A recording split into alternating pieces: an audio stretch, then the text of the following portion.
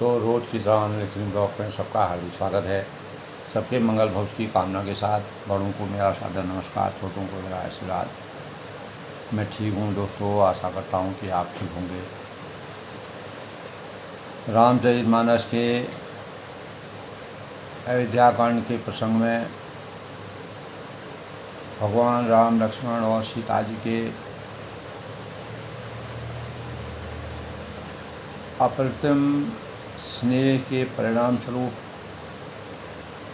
और 14 वर्ष के वनवास के दौरान जब सुमंत जो है राजा दशरथ के कथनानुसार उनके साथ वन को जाकर के आधे रास्ते से जब वह वापस होते हैं, तब दशरथ जी ने उनसे सीता, राम, लक्ष्मण तीनों में से किसी एक को लौटाने के लिए कहा था।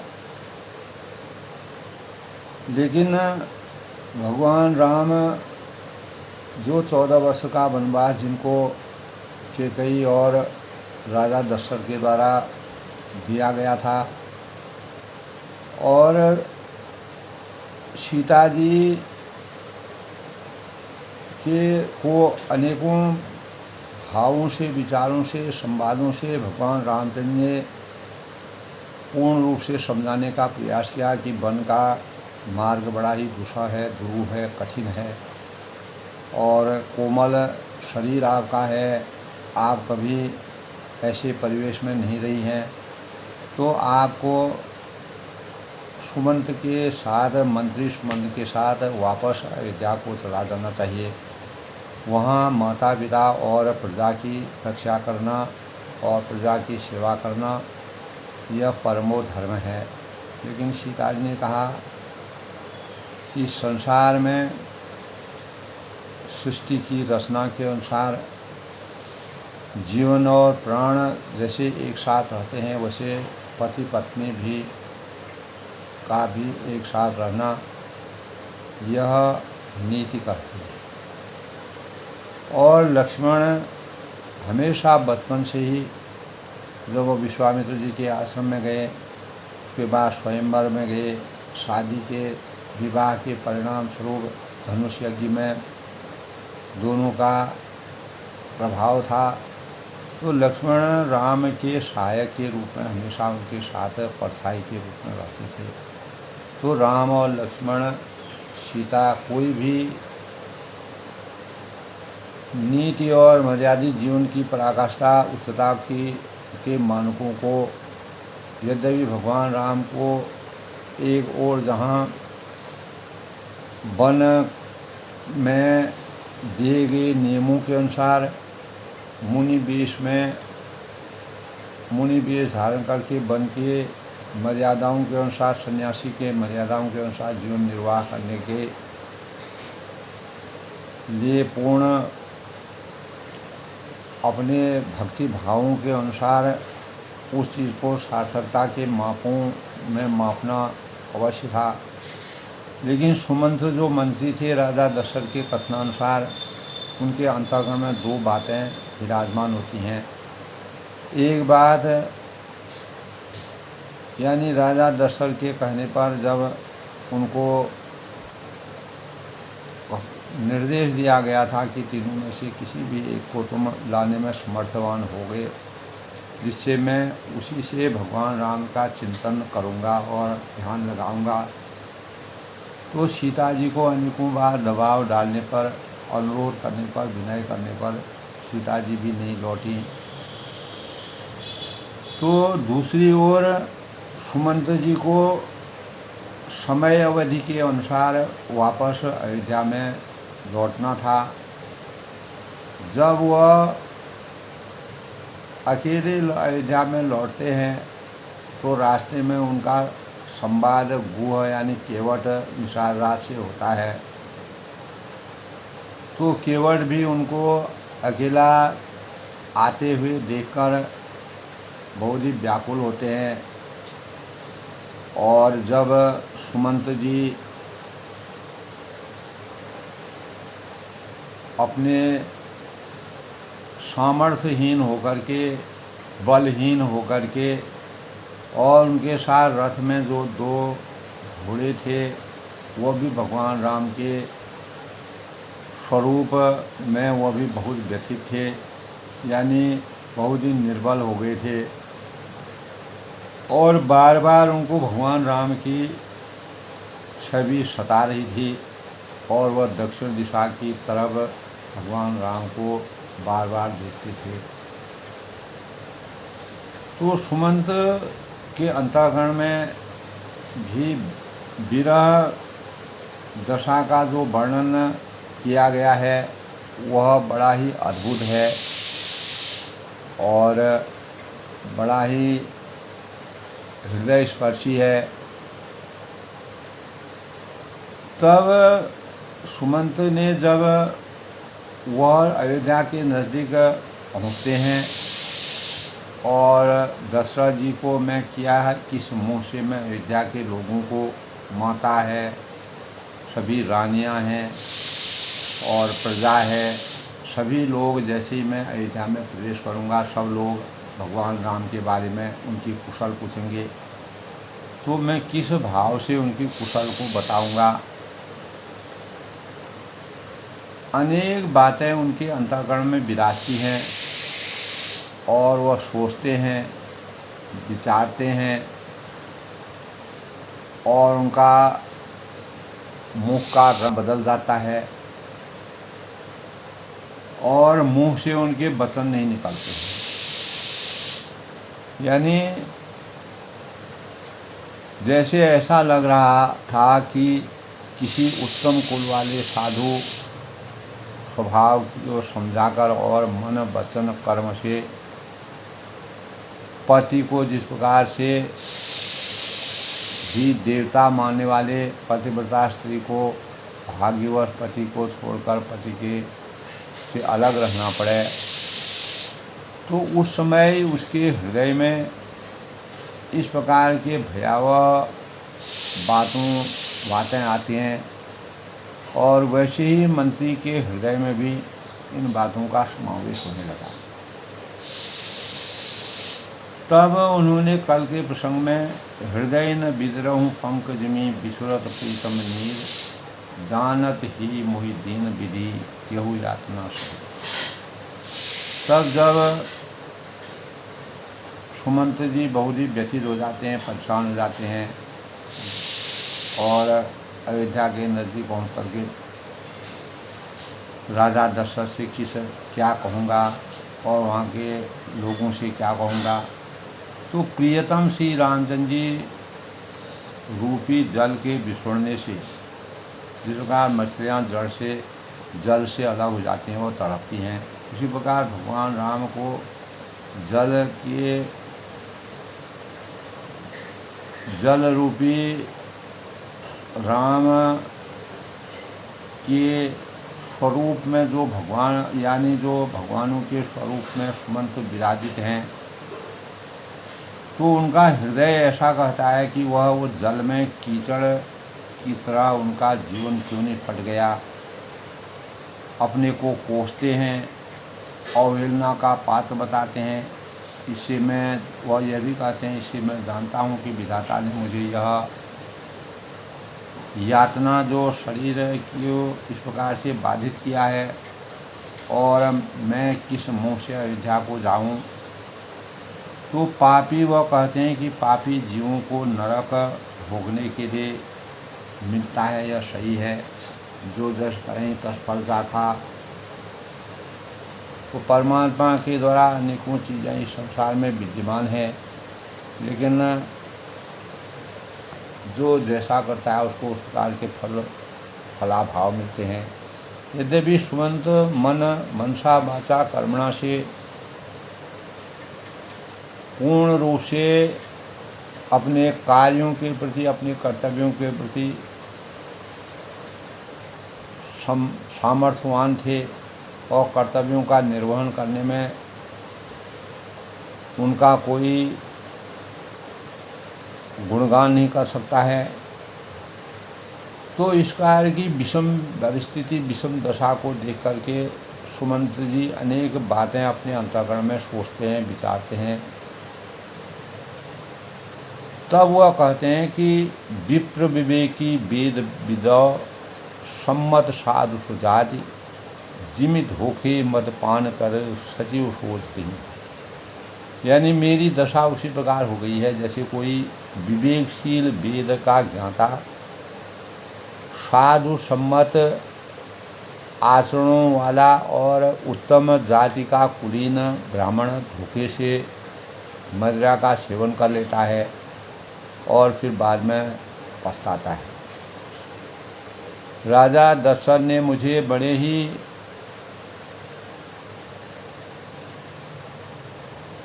एक कर्तव्य निष्ठता के भावों के लिए के साथ भगवान राम, लक्ष्मण और सीता के साथ वन को भेजा था उनके साथ के लिए।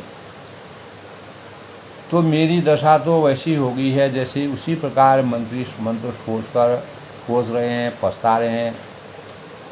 और जैसे किसी उत्तम कुल वाली, साधु स्वभाव की, समझदार और मन वचन और कर्म से पति की सेवा करने वाली, पति को देवता मानने वाली स्त्री, पवित्रता स्त्री, भाग्यवश पति को छोड़कर पति से अलग होकर विरत होकर रहना पड़े, इस प्रकार का जीवन यानी भगवान राम को पूर्ण सामर्थ्यवान समझते हुए, अपने को असहाय समझते हुए, उस समय उनके हृदय में ऐसे भयानक बातें आती हैं, संताप करते हैं। वैसे ही मंत्री के हृदय में अनेक प्रकार के भावों का अवतरण हो रहा है।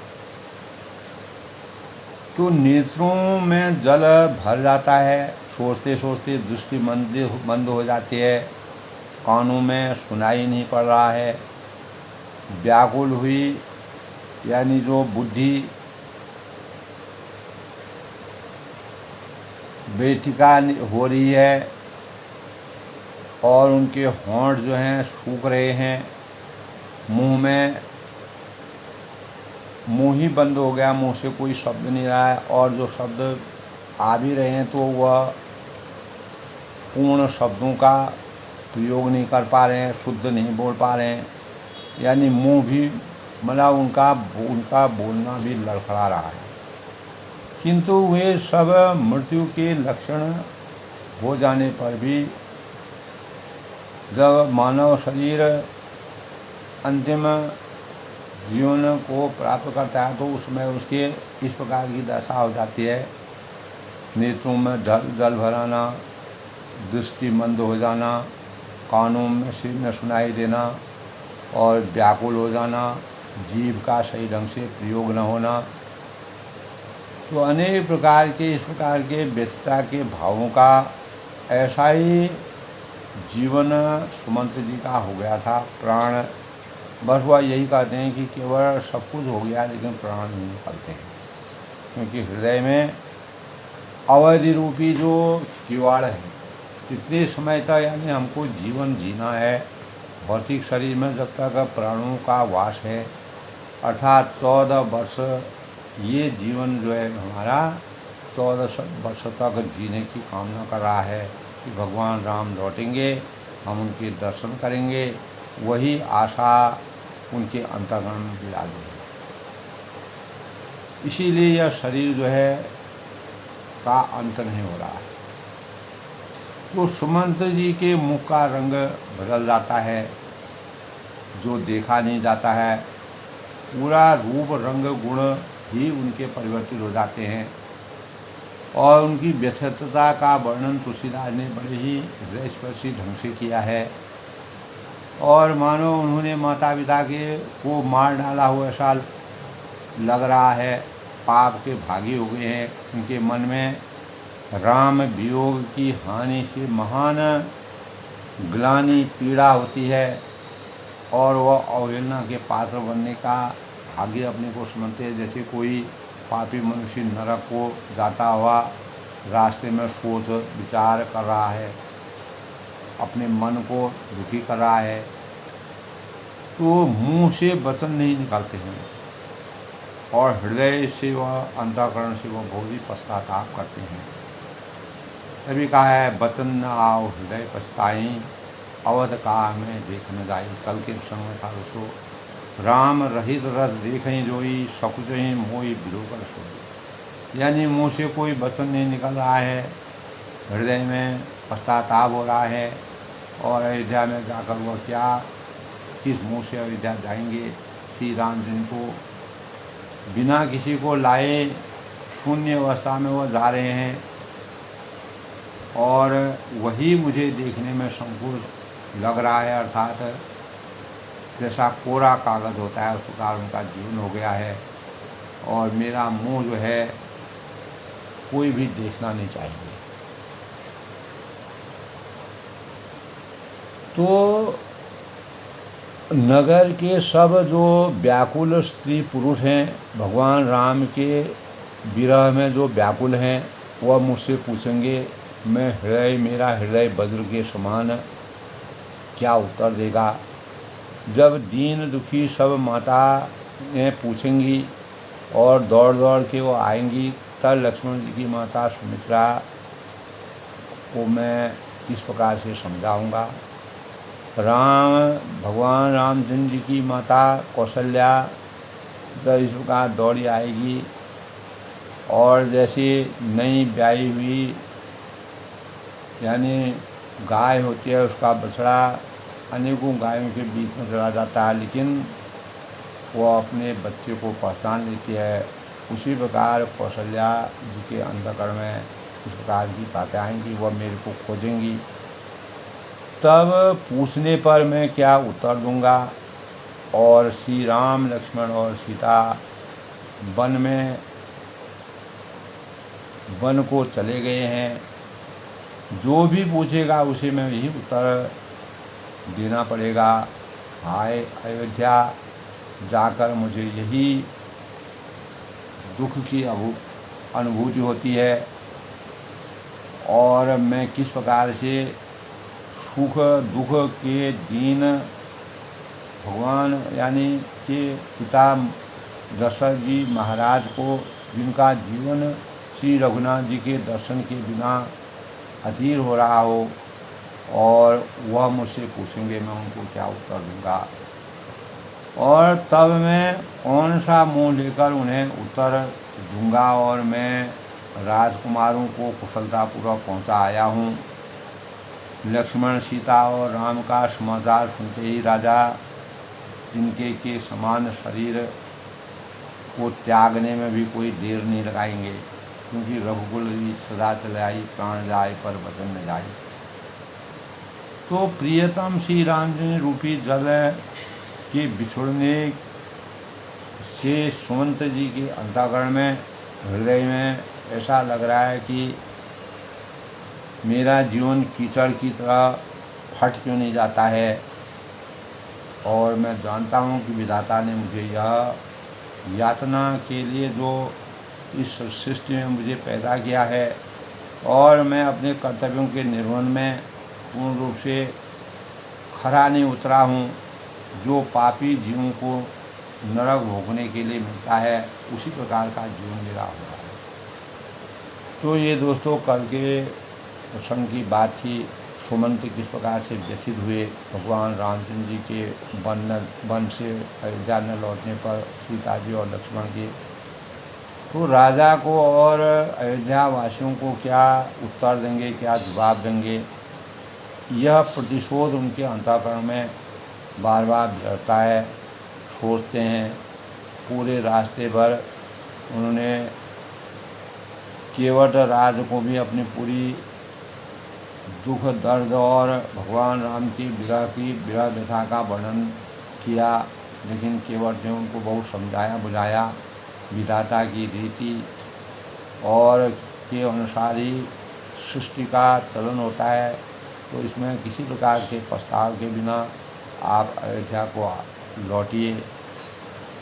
तो इस प्रकार कल के प्रसंग में दोस्तों सुमंत जी के हृदय किस प्रकार से विदीर्ण होता है। तो इससे पहले आज के प्रसंग से पहले आज के शुभ पंचांग की समीक्षा। तो आज दोस्तों 12 जून 2025 यानी ज्येष्ठ माह के शुक्ल पक्ष की पूर्णिमा यानी पूर्णिमा तिथि का अंत हो जाएगा और आज प्रतिपदा तिथि होगी और गुरुवार का दिन है। विक्रम संवत 2082 संवत 1947 सिद्धार्थी नाम संवत्सर ग्रीष्म ऋतु सूर्य उत्तरायण में मघा नक्षत्र का संयोग रहेगा और पूर्णिमा आज 1:13 तक है। उसके बाद प्रतिपदा तिथि का शुभारंभ हो जाएगा। उसके बाद प्रतिपदा की तिथि है। आज के शुभ मुहूर्त की बात करें तो अभिजीत मुहूर्त 11:59 से 12:53 तक, ब्रह्म मुहूर्त आज का 4:02 से 4:42 तक, अमृतकाल आज 3:04 से 4:28 तक, राहु काल जिसके दौरान किसी सी शुभ कार्य को करना वर्जित माना गया है 10 से 11:30 तक प्रातः, और विजय मुहूर्त भी आज है दोस्तों 2:41 से 3:36 तक, और गोधूली मुहूर्त जिसमें शादी विवाह शुभ कार्य होते हैं 7:18 से 7:38 तक, सूर्य उदय आज 5:20 तक होंगे और सूर्यास्त 7:20 तक। आज दोस्तों दक्षिण दिशा शूल मानी गई है। दक्षिण दिशा में जाना वर्जित माना गया है। अगर किसी को ज़रूरी कार्य से जाना है तो पीले पुष्प को अपने भगवान विष्णु की पूजा करने के बाद पीले पुष्प को अपने साथ रख करके यात्रा कर सकते हैं। आज गुरुवार का दिन है। गुरुवार की प्रकृति दोस्तों क्षिप्र होती है। गुरु ब्रह्मा गुरु विष्णु गुरुदेव महेश्वर गुरु साक्षात परम तस्मै श्री गुरु गोविंद दोनों खड़े काके लागू पाएँ बलिहारी गुरु आपने गोविंद को बताए। तो हमारे शास्त्रों में जितने भी ज्योतिषी हुए हैं शास्त्र की परंपरा के अनुसार गुरु के मान सम्मान को भगवान रामचंद्र जी ने भी अपने गुरुओं के सानिध्य में दीक्षा प्राप्त की थी और बचपन से ही उन्होंने शिक्षा प्राप्त करके अज्ञान रूपी अंधकार से ज्ञान रूपी प्रकाश की पराकाष्ठा को सर्वोपरि माना और राजधर्म के योग और ब्रह्मचारी जीवन यापन करना और किस प्रकार से हमें अपने जीवन को सामर्थ्यवान रखना चाहिए। इसलिए भगवान राम ने गुरु की दीक्षा के अनुसार ही 14 वर्ष के वनवास को बड़े ही एक मर्यादित रूप में अपने जीवन को, क्योंकि गुरु के परम भक्त थे, गुरु की वंदना करते थे, गुरु की आज्ञा के बगैर कोई भी कार्य कहीं नहीं करते थे। तो मानव रूप में अवतीर्ण होकर के उन्होंने गुरु के वास्तविक स्वरूप का ज्ञान लोगों को कराने का प्रयास किया। इस प्रकार की सीख दी और ब्रह्मा और का यह दिन बृहस्पति का यह दिन माना जाता है। धनु और मीन राशि के स्वामी गुरु के सूर्य मंगल और चंद्र मित्र राशि हैं और शुक्र और बुध जो है वह शत्रु ग्रह हैं और शनि और राहु जो है वह सम ग्रह है और शुक्र व और 9 ग्रहों में बृहस्पति को गुरु की उपाधि प्राप्त है। भगवान विष्णु को समर्पित यह दिन माता लक्ष्मी और भगवान विष्णु की पूजा का दिन है, जो उन्नति समृद्धि का कारक है। जो भी जातक अगर बृहस्पति किसी कुंडली में सही जगह पर नहीं होता है, बृहस्पति दोष होता है, तो उसके निवारण के लिए यानी बृहस्पतिवार का व्रत करना चाहिए। भगवान विष्णु और लक्ष्मी का पूजन करना चाहिए। पीले पुष्प, पीले फूल, पीले फलों से पूजा ध्यान और भोग लगाना चाहिए, भगवान विष्णु का स्मरण करना चाहिए। और गुरुवार की दिशा ईशान होती है और ईशान दिशा में भगवानों का वास माना जाता है। तो इस दिन को धार्मिक और मंगल कार्यों और भगवान विष्णु और बृहस्पति के माँ सरस्वती की पूजा करने का यह दिन है। इसलिए गुरु ब्रह्मा गुरु विष्णु गुरुदेव महेश्वर गुरु साक्षात परम तस्मै श्री गुरुवे नमः। सरस्वती भंडार की यही अपूर्व बात, जो जो खर्चे त्यों बड़े बिन खर्चे घट जाते। आज होना माँ सरस्वती, जब देवताओं ने भी अनेकों बार जब कोई कार्य होना तारा अपनी कठिनाई में रहते थे तो सरस्वती को ही अपना, भगवान राम को 14 वर्ष का वनवास जो है सरस्वती ने जब कैकेयी माता का हृदय परिवर्तन किया दासी के माध्यम से, तो तभी देवताओं ने भगवान रामचंद्र को 14 वर्ष का वनवास को सार्थक इसलिए बताया क्योंकि वन में अनेक प्रकार के दुष्ट आत्माएं थीं, अत्याचार बढ़ रहा था, धर्म की हानि हो थी, अधर्म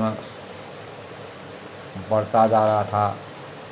तो इसीलिए गुरु अज्ञान रूपी अंधकार से ज्ञान रूपी प्रकाश के मार्ग को दिखाने के लिए गुरु ही परम हैं। गुरु ज्ञान सर्वोपरि है। गुरु मंत्र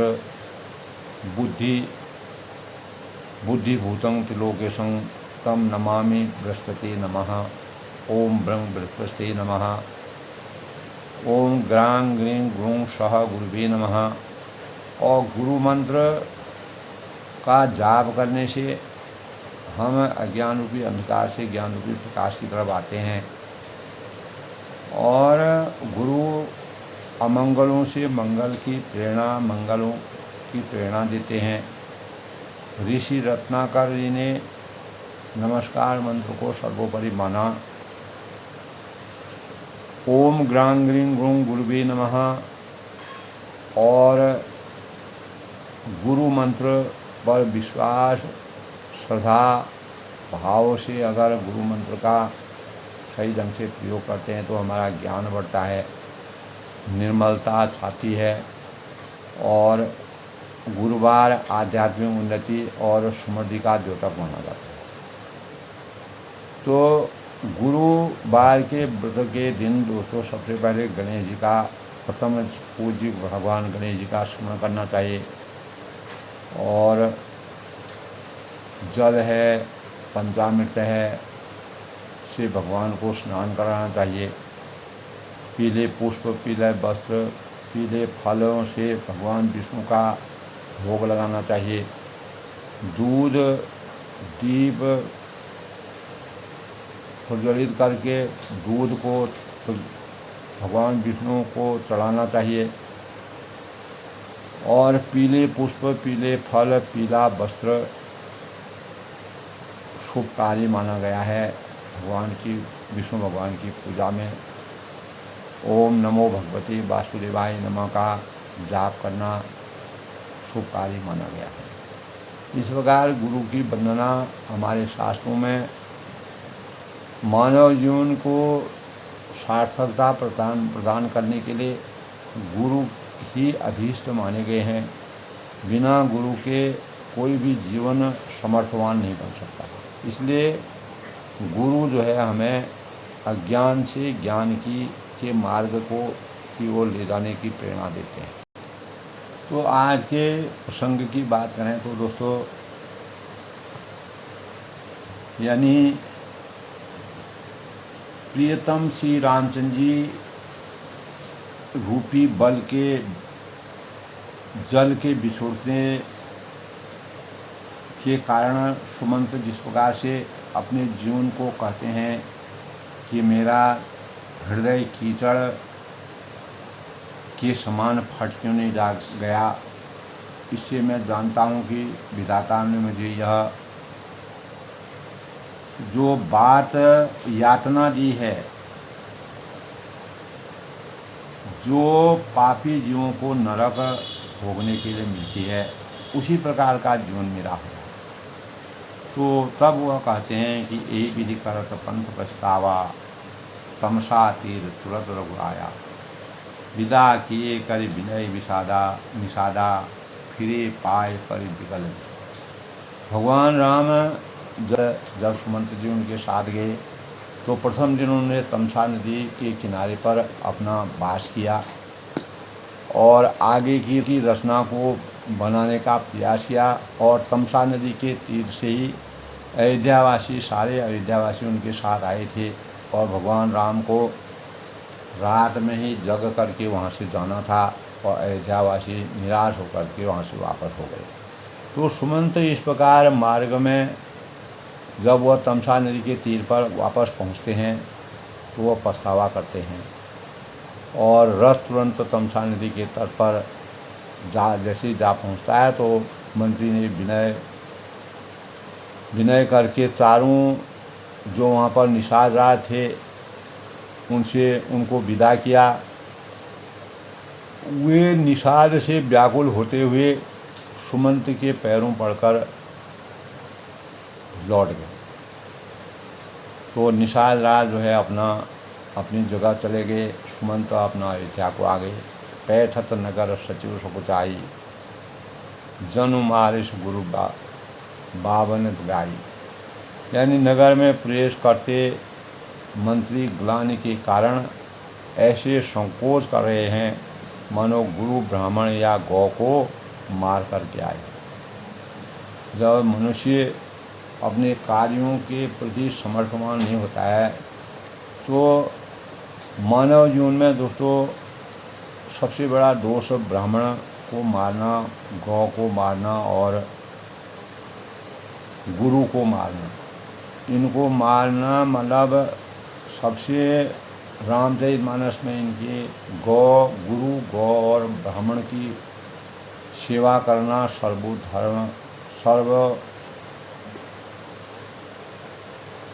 गुण संपन्न माना गया है, सबसे ऊंचा माना गया है। तो बैठ बिटब तरु दिवस गंवावा, सारा दिन एक पेड़ के नीचे बैठकर उन्हें गंवा दिया। सांझ समय जब अवसर पावा, जब संध्या समय में उन्होंने मौका लगा तो वह आगे बढ़ने का उन्होंने निश्चय किया। अवध प्रवेश कीन अधियारी, और अवध में अंधेरा होने पर उन्हें अयोध्या में प्रवेश किया क्योंकि कम से कम लोग मुझे देख सकें। पैठ भवन रथुरास द्वारे, और रथ को दरवाजे पर खड़ा कर रहे थे तो चुपके से जो है उन्होंने जिन जिन समाचार जिन पाए। महल में पहुंचते ही जिन जिन लोगों ने यह समाचार पाया, प्राप्त किया, सुना, खूब द्वार रथ देखने आए। तो राजा के दरवाजे पर राजा के राजद्वार पर वहाँ पर उनको देखने के लिए आए। रथ पहचान विकल लखित हो रहे, रथ को पहचान कर घोड़ों को व्याकुल देखकर उनके ऐसे गले जा रहे हैं, इस प्रकार से वह मलिन हो रहे हैं कि क्षीण हो रहे हैं। नगर नार नर व्याकुल कैसे, जैसे धाम में जो है पूरे नगर के स्त्री पुरुष जैसे व्याकुल हैं, जैसे जल के घटने पर मछलियाँ व्याकुल हो जाती हैं, उस प्रकार वह भी इस प्रकार से व्याकुल होने लगी जैसे जैसे वह लोगों से अपना संवाद करते हैं। सचिव आगमन सुनत सबू विकल भय निवास। तो सुमंत मंत्री को आते हुए देखकर अकेले आते हुए देखकर आना सुनकर सारा अयोध्यावासी रनिवास जिसको कहते हैं वह व्याकुल हो गए। जो जहाँ रहता है वहीं पे वह शब्दहीन हो गया। हवन भयंकर लागते ही मानो प्रीत निवास। राजमहल उनको ऐसा भयानक लगा जैसे मानो प्रेतों का निवास स्थान यानी शमशान हो गया हो। अवध वहाँ जहाँ राम निवास हो। अयोध्या तो चित्रकूट में हो, अयोध्या का परिवेश चित्रकूट में हो गया है और अवध अयोध्या जो है वो वीरान हो गया। अति आरत सो पूछई रानी, उतर न भाव उतर गंगा। तो अत्यंत आर्त दुखी भाव से होकर रानियां पूछती हैं अपने अपने भावों से, उतर न आओ विकल्प वाणी। लेकिन सुमंत्र जी के मन से अंदर से कोई भी उत्तर नहीं प्राप्त होता है और उनकी वाणी विकल हो गई, बहुरी रुक गई। सुनाई न सुवन नयन नहीं पूछा, न तो वह कानों से उनको सुनाई दे रहा है और न वह आँखों से कुछ देखने में समर्थवान हैं।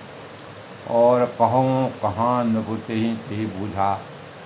और वे जो भी सामने आता है उस सामने से पूछते हैं कि कहो राजा कहाँ है। राजा के बारे में पूछते हैं कि राजा अगर मिल जाए, राजा से मेरा संवाद हो जाए तो मैं पूर्ण रूप से धन्य हो जाऊंगा। वासन दीख सचिव विकलाई, दासियां जो हैं दासिन दीख सचिव विकलाई, दासियां मंत्री को व्याकुल देखकर उन्हें कौशल्या जी के महल में लिया गईं। कौशल्या ग्रह गई गवाई, जाय सुमंत दीपस राजा। और सुमंत ने आकर वहाँ यानी राजा को कैसा बैठ देखा, मानो बिना अमृत का चंद्रमा। इस प्रकार की छवि में राजा को देखा, आसन शयन विभूषण ही न।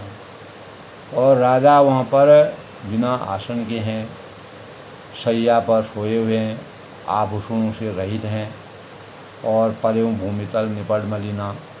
और वह जमीन पर इस प्रकार से गिरे हुए हैं, उदास हैं कि पृथ्वी पर पड़े हुए हैं।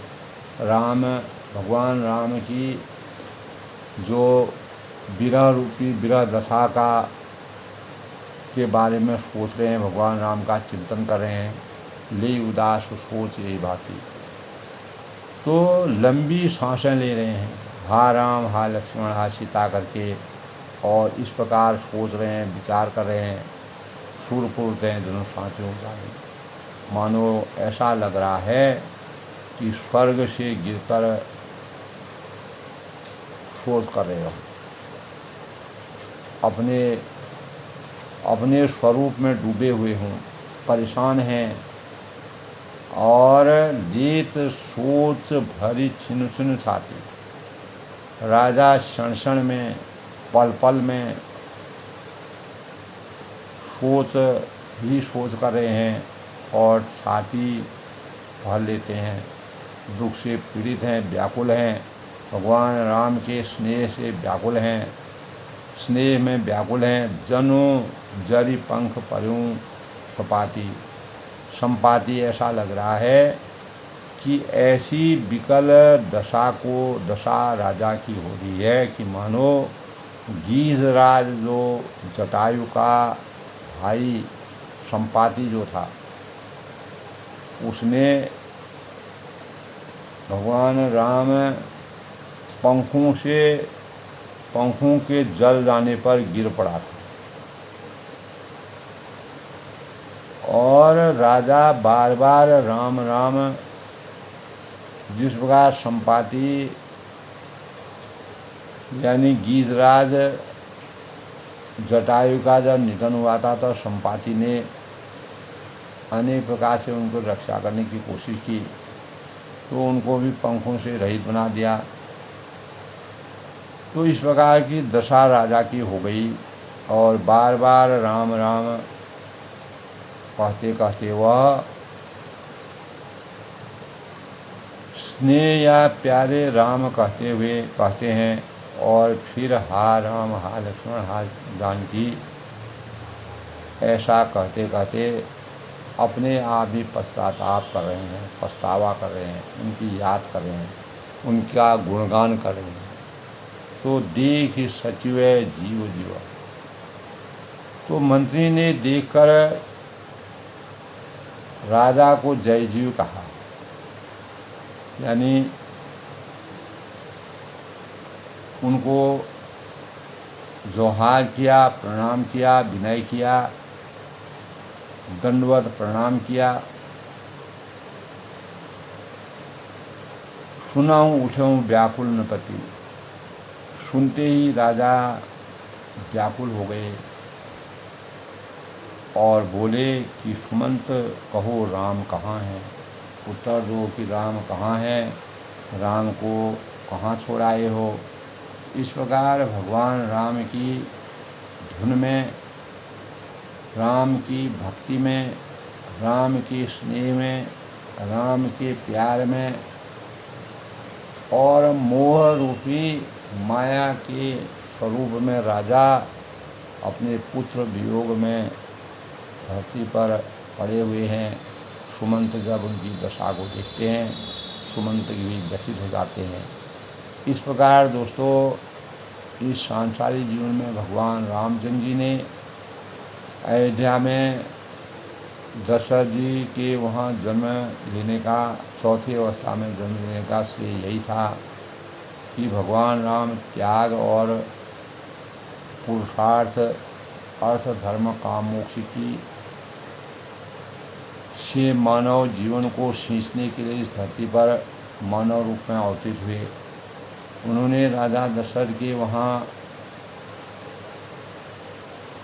जीवन प्राप्त करके लोक कल्याण के भावों की समीक्षा अपने अंतःकरण में की थी। इसलिए अवध में उनका जन्म हुआ और उसी के अनुसार अनेकों लीलाओं के परिणाम स्वरूप कैकेयी माता के द्वारा 14 वर्ष का वनवास प्राप्त करके तो इस सांसारिक जीवन में माया मोह से विरक्ति और अपने कर्तव्यों के प्रति प्रतिबद्धता और माता पिता गुरु देवता इनके प्रति अपने शुद्ध भावों की समीक्षा करते हुए भगवान राम ने इस सृष्टि में हर एक व्यक्ति को अनेकों भावों से प्रेरणा देने के भावों का संचार किया है। तुलसीदास जी ने जो वर्णन किया है वह अभूतपूर्व है और वह मानव जीवन में पल पल पर, वह कदम कदम पर वह हमारे जीवन में इस प्रकार के क्षण बीतते हैं और हमें ऐसे क्षणों में कैसे अपने को मजबूती से भगवान राम के जीवन चरित्र को याद रखते हुए समर्थवान जीवन बनाने के लिए अपने जीवन को अनेक प्रकार की चुनौतियों से, परेशानियों से 14 साल का वनवास प्राप्त करना और वन की विषम परेशानियों का सामना करते करते जैसे भगवान रामचंद्र जी अपने जीवन को सुखमय जीवन यापन करके 14 वर्ष के बाद वनवास लौट करके रावण का अंत करके अयोध्या लौटे, तो सुमंत जी के अंतःकरण में राजा को ढांढस दिलाने का प्रयास उन्होंने किया। तो राजा ने जब सुमंत से पूछा कि राम कहाँ हैं, तो आज के प्रसंग में सुमंत कैसे क्या बताते हैं। आज के प्रसंग में रामचरितमानस के अयोध्याकांड के आज के प्रसंग की तीसरी, कल फिर मिलते हैं। आगे सुमंत यानी राजा को कैसे समझाते हैं। इसी प्रकार भगवान राम की लीलाएं हैं, उन्हीं लीलाओं के परिणामस्वरूप हमें ज्ञान की उच्चता प्राप्त होती है और अपने जीवन समय में जितना भी मानव जीवन रहता है उसमें हमें किस प्रकार से सामर्थ्यवान रखना चाहिए, यही मानवता का सबसे बड़ा वरदान है। यही प्रेरणा हमको रामचरितमानस से तुलसीदास जी के द्वारा मिलती है। अपनी वाणी को विराम देते हैं, कल फिर मिलते हैं। तब तक के लिए सबका जीवन भगवान राममय बने, सब लोग सुखी रहें, खुश रहें। जय श्री राम के साथ में सबको धन्यवाद।